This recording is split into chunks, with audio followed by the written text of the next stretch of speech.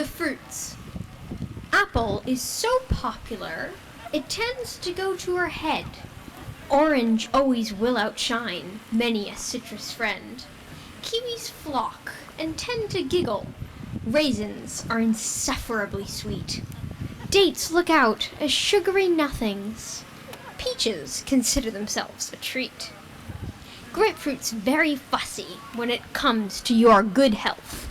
Plum is much more elegant, her black skin exuding stealth.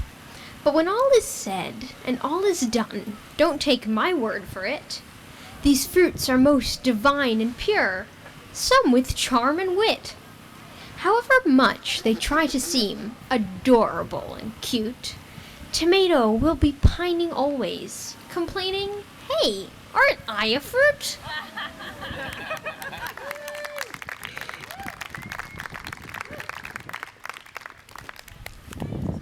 Wrap. Summer eves, a melon yellow, drowsy dreariness stretch the day.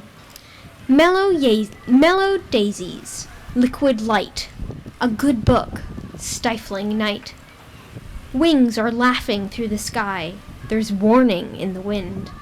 I know, seasons aren't fair, for autumn has settled in the air. Forgotten veggies, cloying smell, crisp lines of billowed fog, buttersquash light, dark falcon's flight.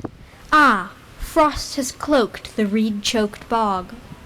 Storms and silence, baked to a crisp, the snowflakes are whisking the floor. Alas, alas, the sun's dying fast, now winter's flown in through the door. Rained-out twigs, a constant urge, a need to feed. Yes, please. Just top that with a bit more melted cheese. Well, now the year has wrapped around. Go on, hug your dear ma tight.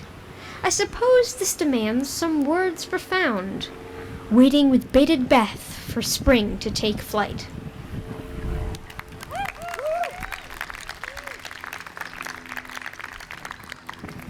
I've got a lot of poems, so. Insignificantly enormous. Little lives and tiny feet.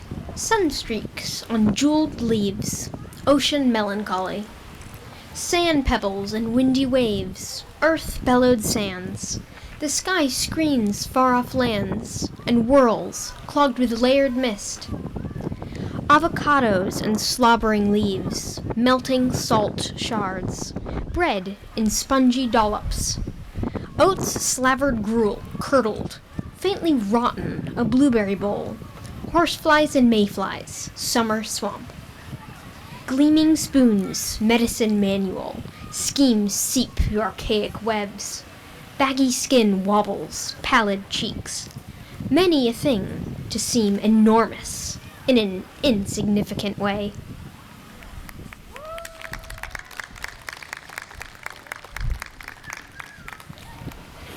Tea time. Tea time, I hear them call. What monotonous mischief! Why is it tea time? Tea is at a different time every dreary day. 'Tis astronomically astounding. To be truthful, though not altogether altruistic, I manage to maintain a seethingly sympathetic outlook on such ostentatious outings.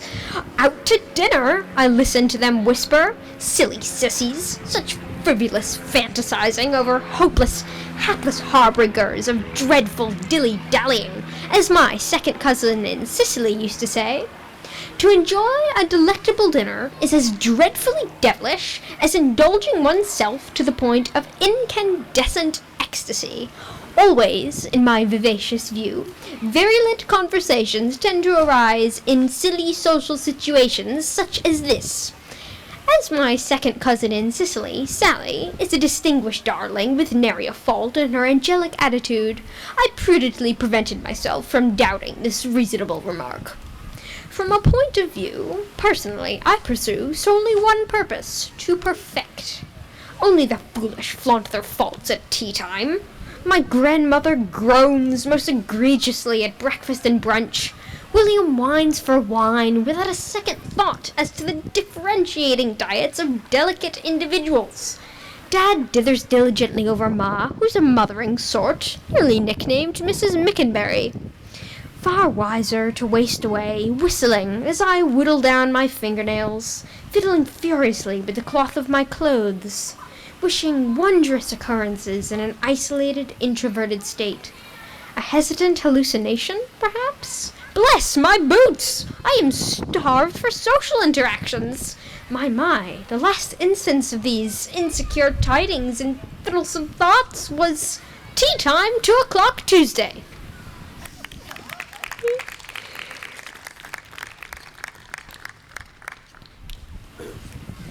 Glories bleeding. Honors waving a banner around. Majesty is needing a touch more profound. Heat and pestilence coat every armor, neck, and toe. Glories on the other side, our honor must not wilt. Glories bleeding, revenge wears a cruel cape. Persistence is receding, this facade reveals fake. The battle will be won, one glory, untold day, when we will rest our sorry chests and lay down we lay. Heave your weapons, tall lad, question not the point of war. Your efforts will pay off, lad. Hush now, what was it all for? For now the tide has risen, and scarlet stains the night. Tears are silvered, tears are won, for all else, unbeknownst, lost. Glories healing, rage is nearly sated. Life has lost its meaning. Do not ask the point of war.